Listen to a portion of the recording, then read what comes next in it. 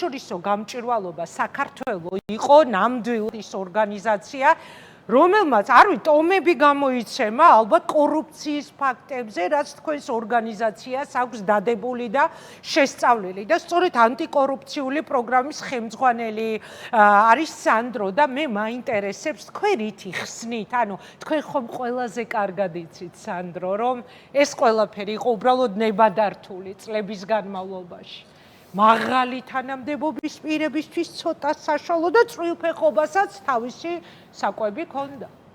და აქვს რა თქმა უნდა, ჩვენ ამაზე წლები ვსაუბრობთ.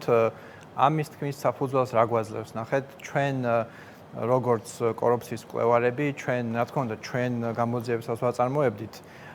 თუმცა ჩვენი ეს ძალიან ესე იგი გამიზნული ერთ-ერთი პრიორიტეტი იყო შეგვეგროვებინა ყველა სხვა გამოძიება და სხვა მაღალი ელიტური კორუფციის ბრალდებები, რაც ქვეყანაში ჟღერდებოდა, ხო? იმიტომ რომ ესე თავმოყრის ესე იგი თავმოყრა ამ ინფორმაციის ის არის ის, რაც შემდეგ გაძლევს დიცურათს. და ბოლო 6 წლის განმავლობაში ჩვენ შევაგროვეთ 270 ელიტური კორუფციის შემთხვევა. ამაში შედის ყველა ეს შემთხვევები, რაც გელა მისაუბრა და კიდევ რა თქმა უნდა ბევრი სხვა.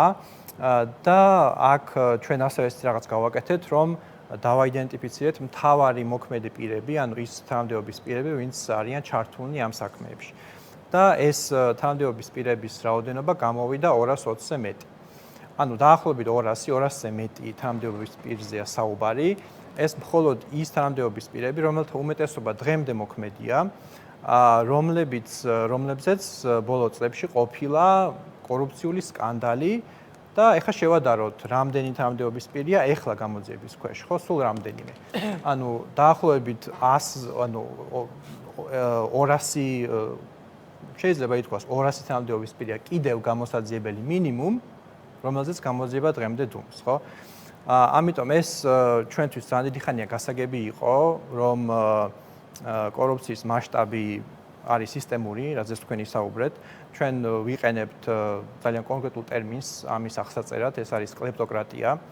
ანუ ეს რას ნიშნავს, რომ დემოკრატიული მმართველობა ქრება, დემოკრატიაზე უარს ამბობს მმართველი ძალა და ჩვენ ამის მომსწრე ვართ და რაღაცამ უნდა ჩაანაცვლოს ეს. თუ არ გაქვს დემოკრატია, გაქვს რაღაცა სხვა.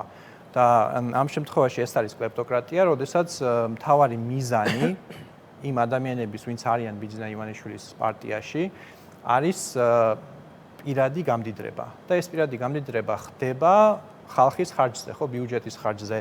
და ის მაგალითები, რაც ვთქვით, უკვე ბევრი მეთოდით ხდება, ხო, ეს ბიუჯეტის თანხების ჯიბეში წაღება, ეს არ არის აუცილებელი თანხები იყოს თან, ისიც მნიშვნელოვანია, ბუნებრივი რესურსებზე, რაზეც ისაუბრა გელა, ისიც ძალიან მნიშვნელოვანია.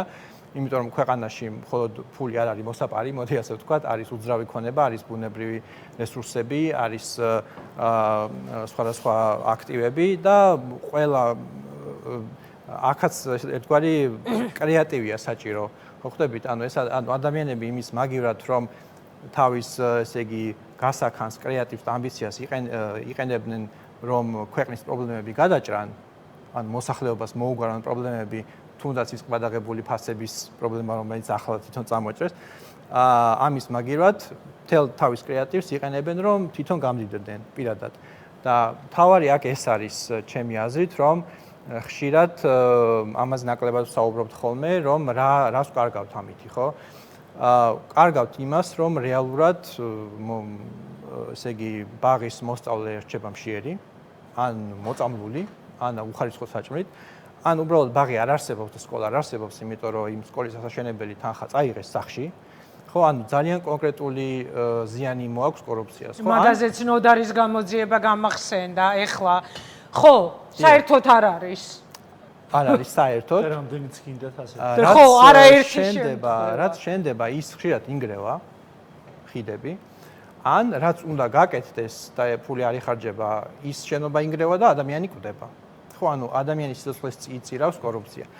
და კიდევ უფრო სხვა დონეზე შეგვიძლია ავიყვანოთ, ანუ კლეპტოკრატია ესეთი სისტემური მასშტაბური პრობლემაა.